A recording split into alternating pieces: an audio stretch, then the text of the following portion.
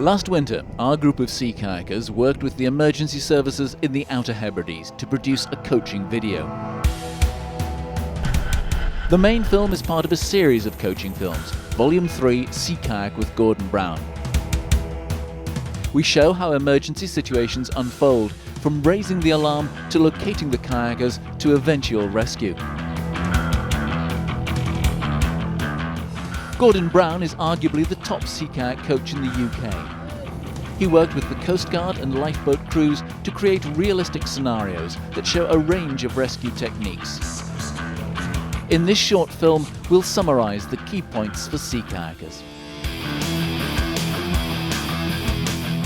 When it comes to raising the alarm, we have lots of options. The first one that we would use is the PLB, or Personal Locator Beacon, and it works by sending a signal to the satellite, which then forwards that on to Falmouth, and then that comes to the local Coast Guard agency, who then set up the search.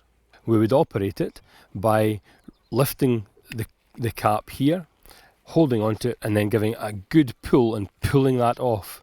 Discarding the cap, we then release the aerial, press the on button and hold it up, facing the aerial up, facing up to the sky.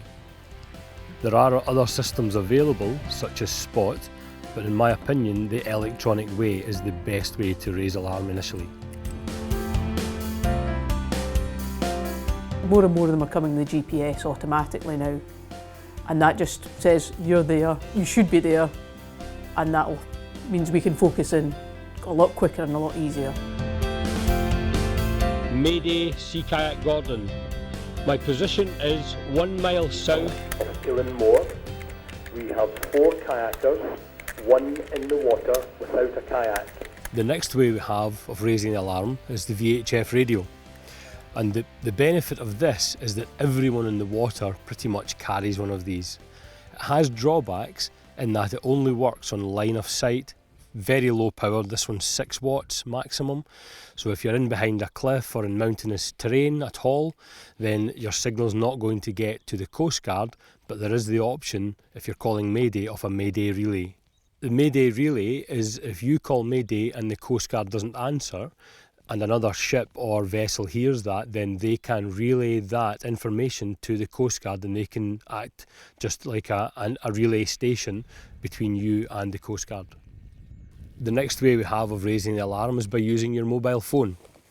I carry mine in a waterproof box, and you would just call the emergency services in the normal way. In the UK, 999, and when you're asked what services that you want, it's the Coast Guard. The Coast Guard will then take you through everything they need to know. Mayday Sea Kayak Gordon, this is Stornoway Coast Guard. Roger. Confirm number of persons and kayaks. Over. Sometimes you can get a mobile signal when you don't have a VHF signal. The final way we're going to look at it raising the alarm is by using a red parachute flare. Increasingly with electronics, these are becoming less used, but if it's all you have, then it could save your life. The one benefit this does have is if you're below cliffs and the VHF's got no signal, your mobile phone has no signal, the parachute can go above the height of the cliff, and hopefully someone's going to see that and will know what it is and can then call the emergency services to you. If I had to pick just one way of raising the alarm, it would be using the PLB, the Personal Locator Beacon, because you know the signal's going to get out and it's going to get to the people that matter. Again, 1, 2, and starting 1, 2. The aircraft is primed and ready to go at any time. We have to be airborne within 15 minutes during the day and 45 minutes by night. I think the way to look at it is anybody can get into trouble. We would rather know sooner rather than later. By calling the Coast Guard earlier, it doesn't necessarily mean that they will scramble assets, but at least they know about it and they can plan for it. When the rescue services are getting closer to us, we have a range of options for attracting attention. Probably the best one of these is again the VHF radio. They can use that to direction find, to home in towards the signal that is being transmitted. Yeah, so that's the signal. Gordon's transmitting at the moment.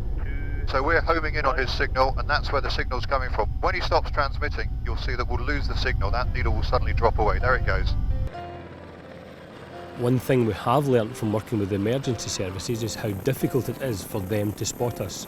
The next things we're going to look at are all visual aids. The first one is a strobe. That would be attached as high as we can on our person, so it would be on our buoyancy aid, on a shoulder so that it's going to be out of the water. The helicopter can see this from quite a long way away, and it shows up even in the daytime, which surprised me. Next we have a laser flare, and this is just a battery operated laser, and we switch it on and then wave it across anyone that we see, a helicopter, an aircraft, a lifeboat, anyone else. It's visible for quite a long way. On to the more traditional flares that we know now and have carried forever, it seems, as kayakers. We have the pinpoint red flare, and that just is a very hot, bright light that burns. The helicopter pilot told us this would be their preferred option during the day because they have a bright light to home in on and there's enough smoke coming off it that they can see that for a long way.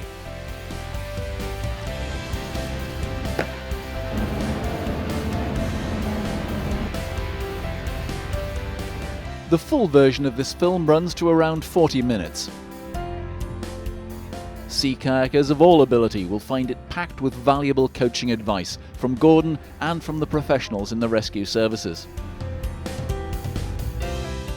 For UK sea kayakers, our Coast Guard have a couple of requests.